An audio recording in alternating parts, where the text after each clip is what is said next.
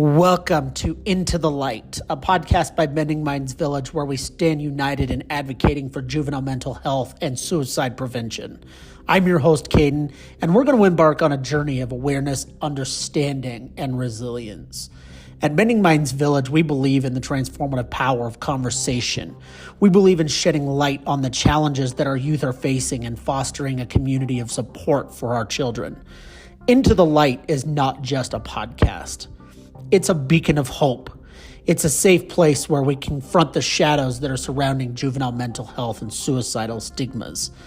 Join us as we engage in honest, heartfelt conversations, share the stories of triumph, and amplify the voices of those who are inspiring change. Together, we strive to break the silence. We are erasing stigmas and igniting a movement for suicide prevention. This podcast isn't just about shedding light on our struggles. It's about guiding our youth into a future where their mental health is prioritized and where they can find strength, understanding, and unwavering support. So grab your headphones and join us on Into the Light, because at Bending Minds Village, we believe that with every conversation, every single story shared, and every heart touched, that we will bring a little more light into the world of juvenile mental health.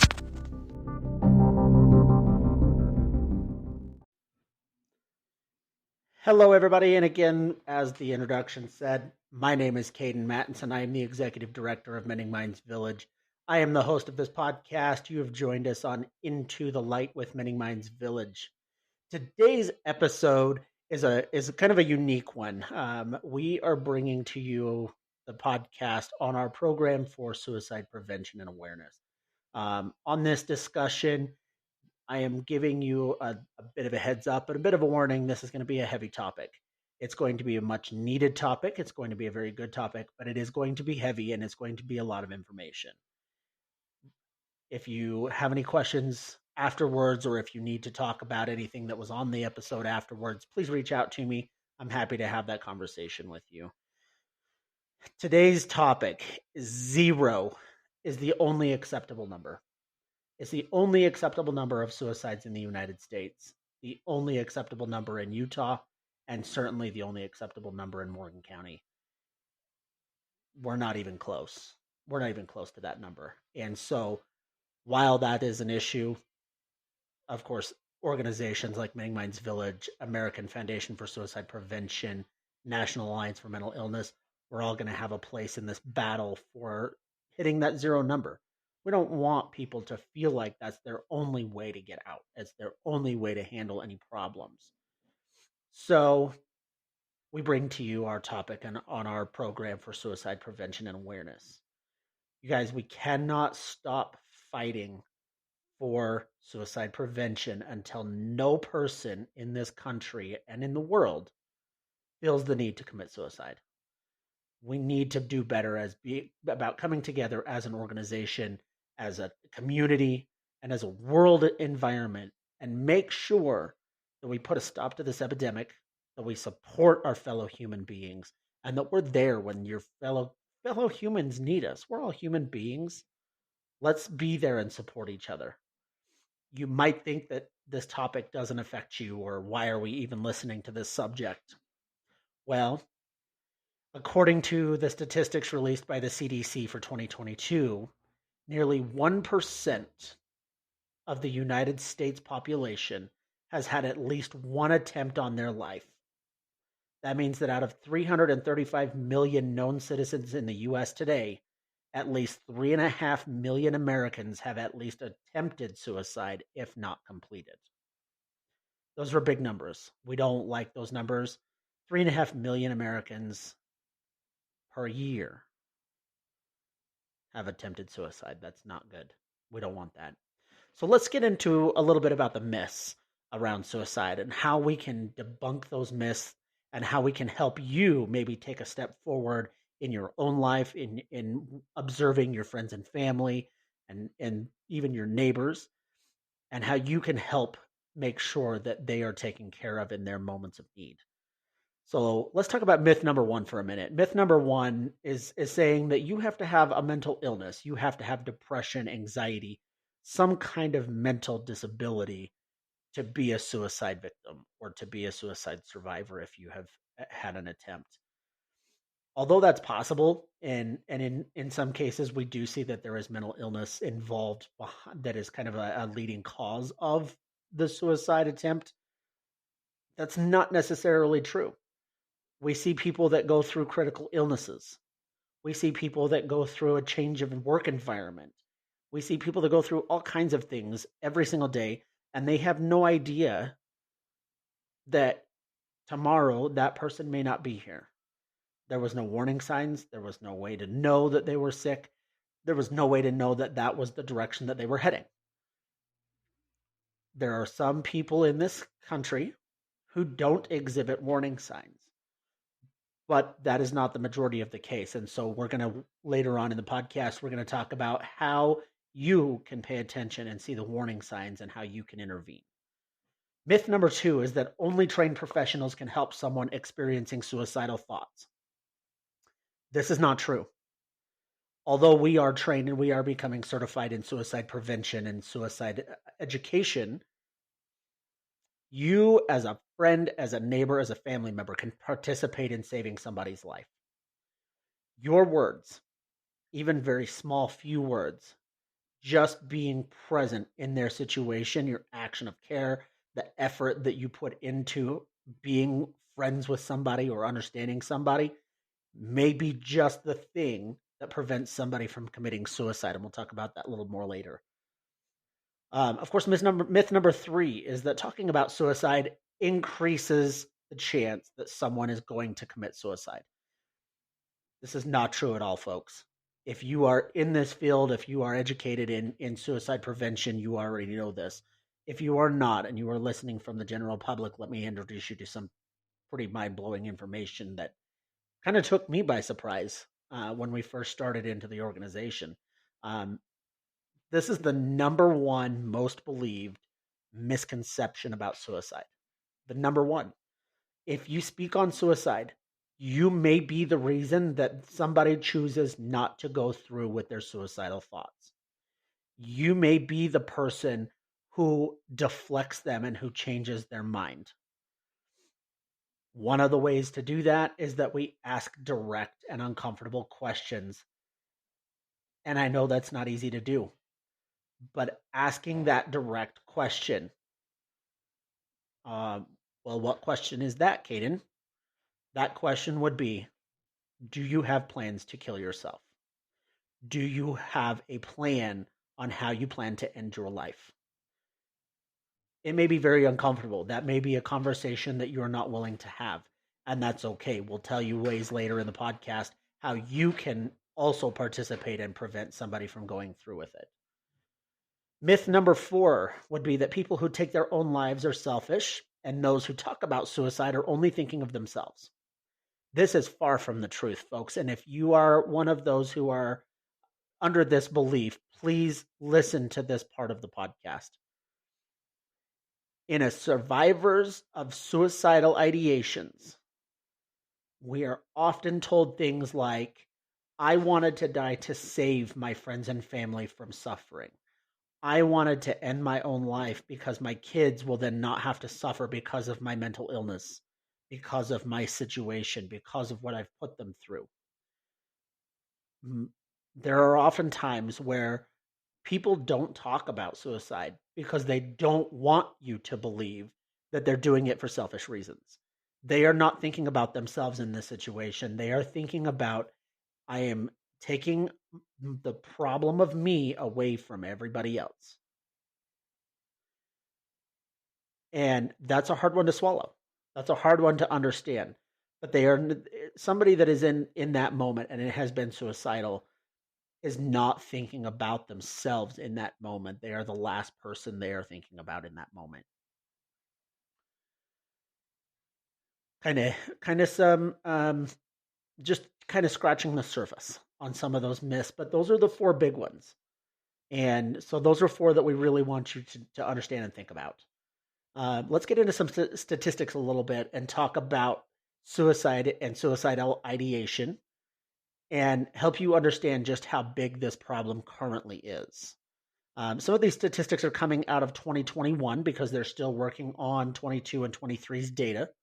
So, but these numbers, we know just off of the research that they've done, these numbers are up about 35 to 40% from the statistics that I'm going to give you.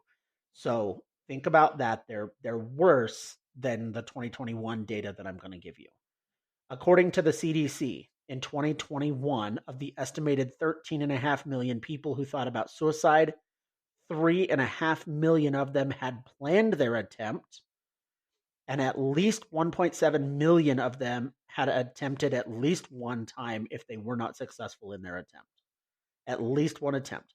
2 million people in the United States had at least attempted suicide in 2021.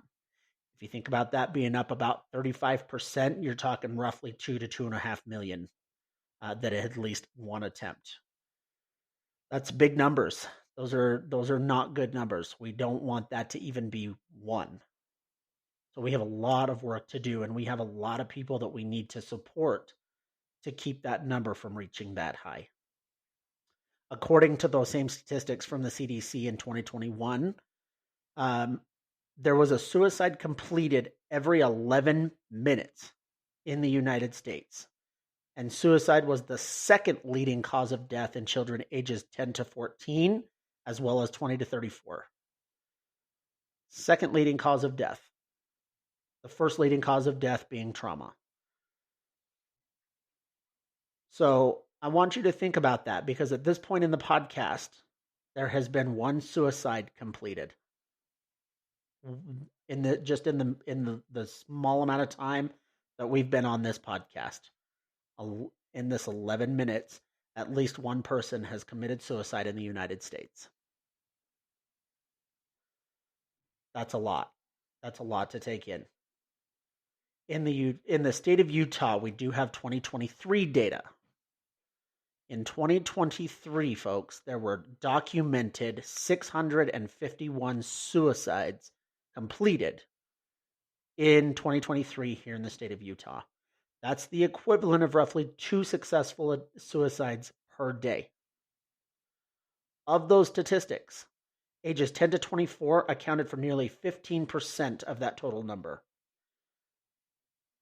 What that data shows us is that 1 in 5 high school students had admitted to suicidal thoughts and or attempts in 2023.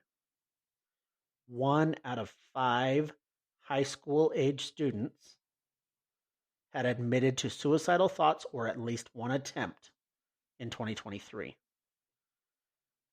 In 2021, we're waiting again still for the 2023 data. In 2021, there were 107 successful suicides between ages 10 and 17 in Utah.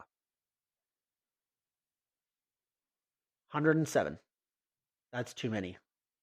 Not okay, especially not at that age group. And that is where Many Minds Village comes into play. We want to educate the public because these statistics are not well known. People don't know those numbers. I didn't know those numbers until we did our research, and we're putting together our education, and we're trying to get into the high schools and into the PTA meetings and stuff to relay this information, because the general public doesn't know that many, doesn't know those numbers. That's crazy. That's way too much. That's way too many. So you're giving me all this data, you're giving me all this information, and it's a lot to swallow. It's hard to handle. What are some things that I can be looking for in those that are around me, friends, family, neighbors, church, fellow church members, whatever? What are some things that you can be looking for, some patterns that have changed in those people that can give you a clue that maybe you need to ask those questions, that you need to ask if they are okay, ask if they have thought about killing themselves or ending their lives, however you want to word that. But the problem is, we're going to kind of take a step back away from some of those, things that you can do. And I want to address something that's very, very, very important. One of the worst questions that you can ask a suicidal person is, do they have plans to harm themselves or do they have plans to hurt themselves? Because they're going to answer no to that question every single time. Every time. Number one, it hurting themselves is the last thing on their minds. They have been in so much pain, possibly physically, but definitely emotionally, spiritually, mentally, so much pain that the last thing on their mind is that they want to hurt more. Suicide is the final symptom of suicidal ideation. The actual process of killing oneself is the final symptom. We need to treat suicidal ideation and we need to treat suicides no different than what we would treat mental health and no different than what we would treat physical health. This is not a selfish thing. This is a pain response. This is a number of other things. This is not being selfish, you guys. So some things that you can be looking for in friends and family, especially in minors, but even in the adult population. Any recent alcoholism.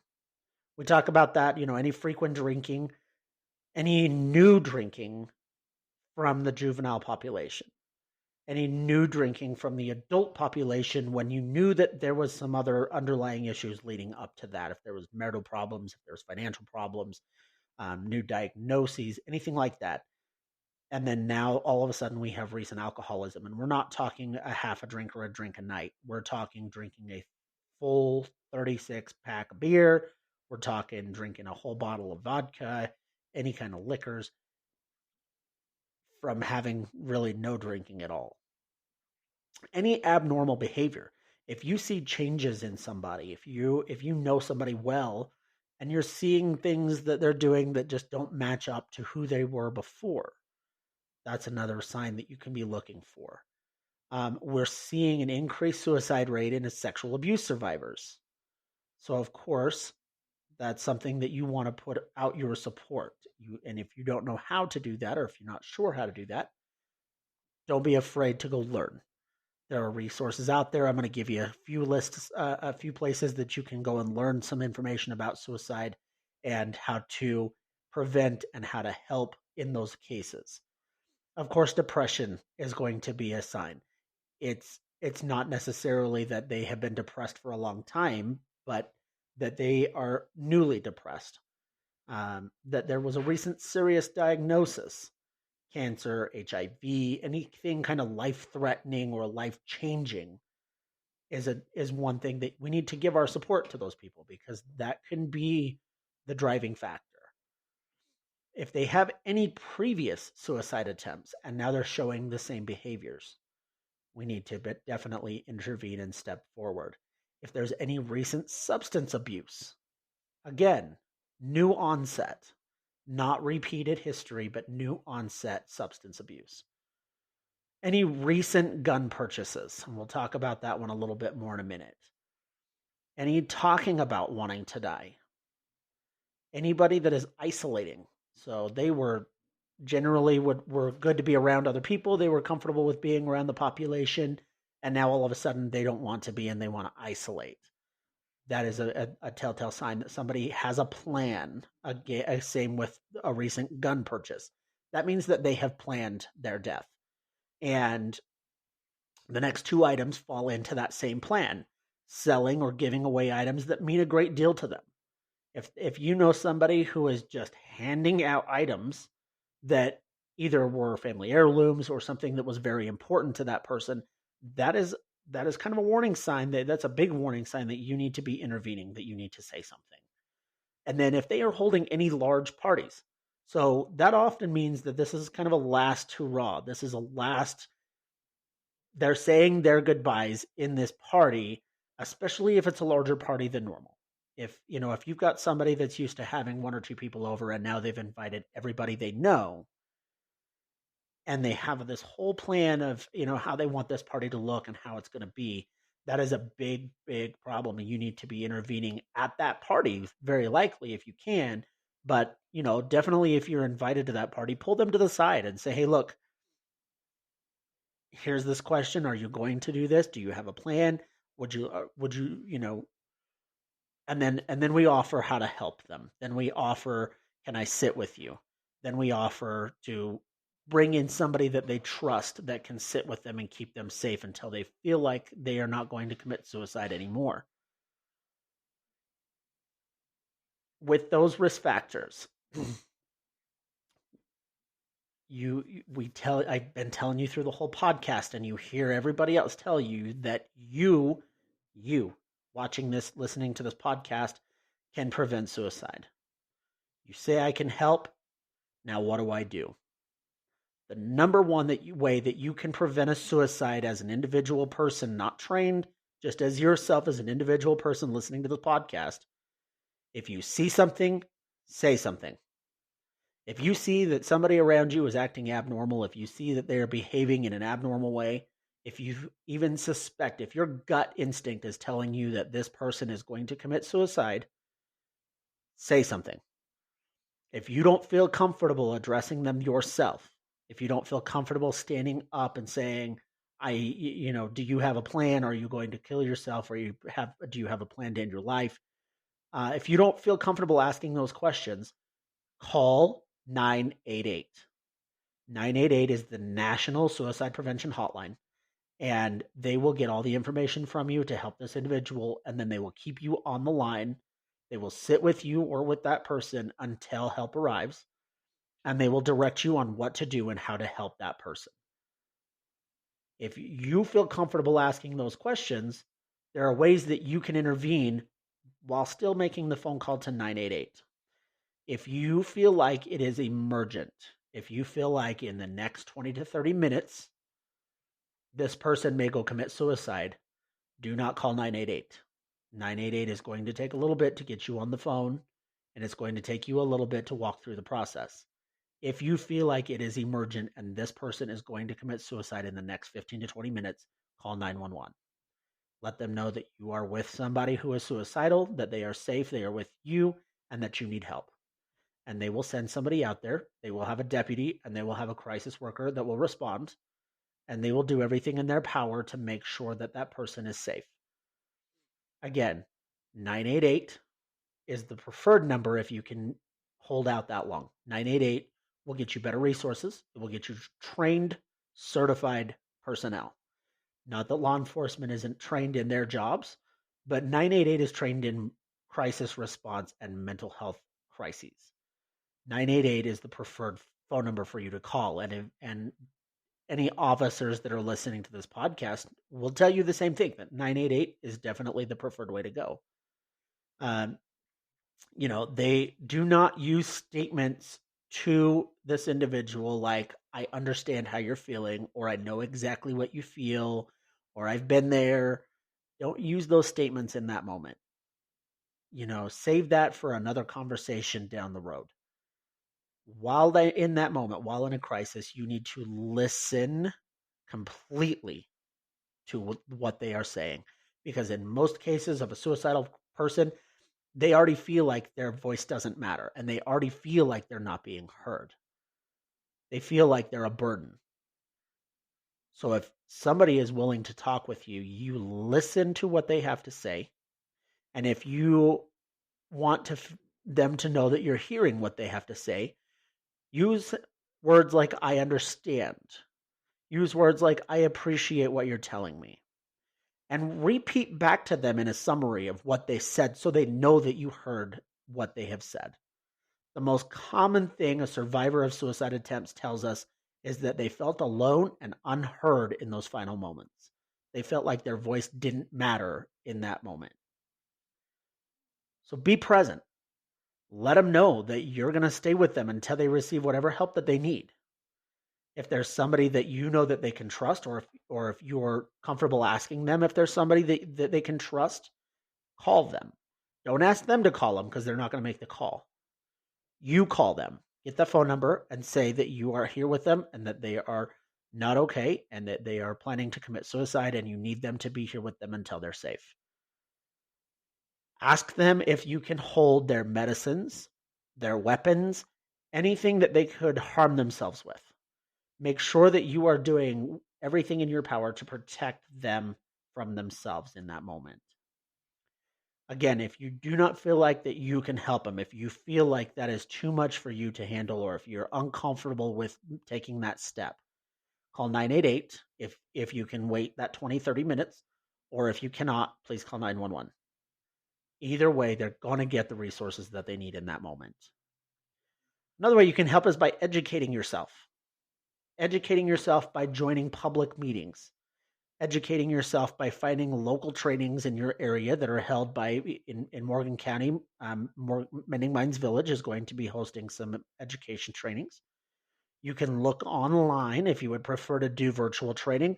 Live on Utah offers an online self-paced training program. You can go to liveonutah.org for more information on that training and get more information on how to help somebody in a suicidal crisis. You can also participate in local suicide prevention events.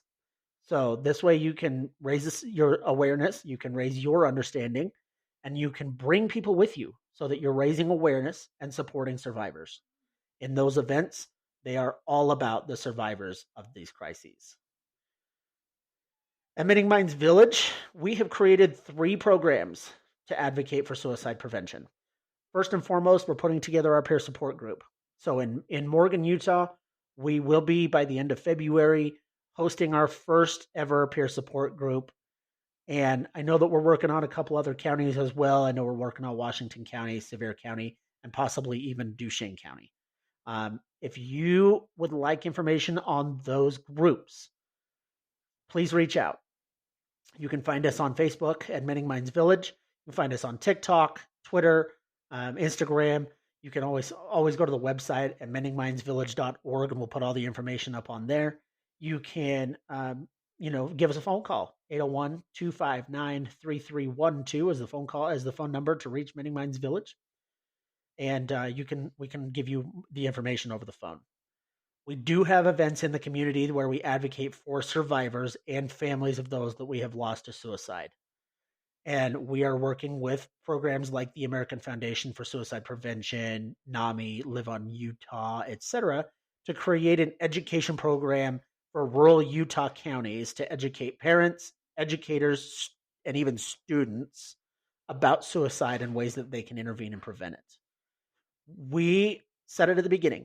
I said it at the beginning, but at Mending Minds Village, we believe that 0 is the only acceptable number of suicides, and we are all necessary.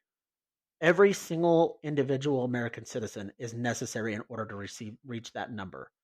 Without each and every one of us, we're not going to get there. We've got to be better people. We got to be kinder to people. We need to be more understanding that human beings do have emotions, and we are going to reach out. We're going to reach the hearts of those who need us the most. Whether that is a mental health issue or it is a suicidal issue, we are going to be better people. We are going to reach out and help those who need us. Mending Minds Village, as you know, is an advocate for juvenile mental health treatment and resources, but we also have, as we've discussed, we do have the suicide prevention program as an advocate. If you are in need of services, please reach out to us. We're available on all social media platforms, as I said before. You can reach us at mendingmindsvillage.org or by phone at 801-259-3312. We will do everything in our power to change your situation and to advocate for you and your children and make sure that you get every ounce of care and assistance that you need. You guys, I know that was a heavy topic, and I appreciate you for sticking around and listening through the whole thing. If you have any questions, again, you can reach out to us. Let's talk about something a little lighter and a little more exciting, shall we? We're going to talk about our upcoming events. We have a big announcement on this podcast, so we're excited about it. Let's talk about March 1st, 2024, 7 p.m. You're going to join us. We hope you're going to join us for our virtual fundraiser event for Mending Minds Village. We're going to be auctioning off gift certificates. We've got a couple of really amazing partners in this effort. So Elite Island Resorts is one of our gift certificates. We're going to do 3 or 4 of them. These are all-inclusive resort stays at their out of the United States locations.